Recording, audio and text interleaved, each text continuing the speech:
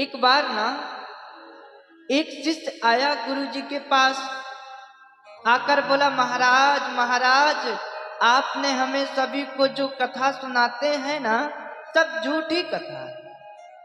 महाराज जी बोले, कैसे?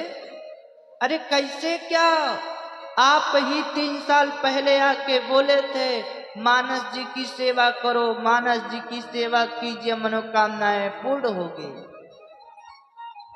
पर कुछ नहीं भया महाराज जी।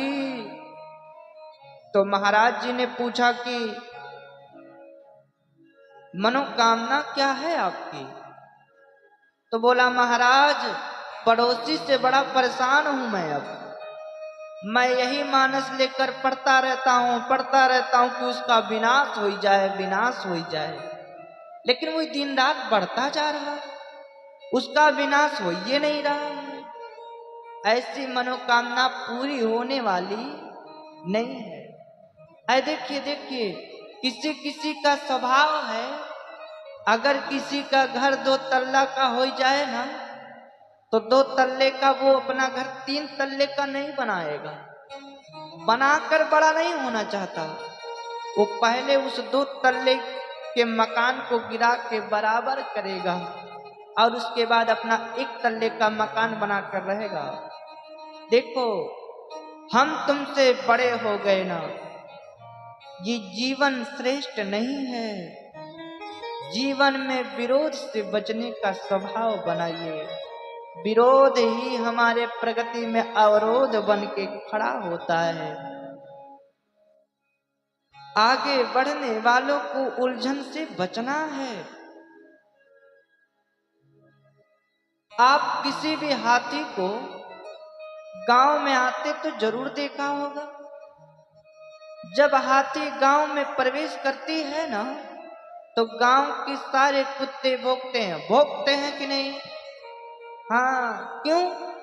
कभी सोचा है क्यों? कुत्ते जलन के मारे भौंकते हैं। ये हथियार पहली बार आया है और जिसको देखो उसके सामने हाथ जोड़कर खड़ा हुआ है। अच्छा, अब मनुष्य तो गणेश भगवान मानकर हाथ जोड़ते हैं, कुत्ते सोचते हैं कि हम जीवन भर इसी गांव में पले बड़े, हमको लोग डंडा मारते हैं, ये हथिया को हाथ जोड़कर खड़े हैं। भोंको इसको, भोंको। आपने कभी भी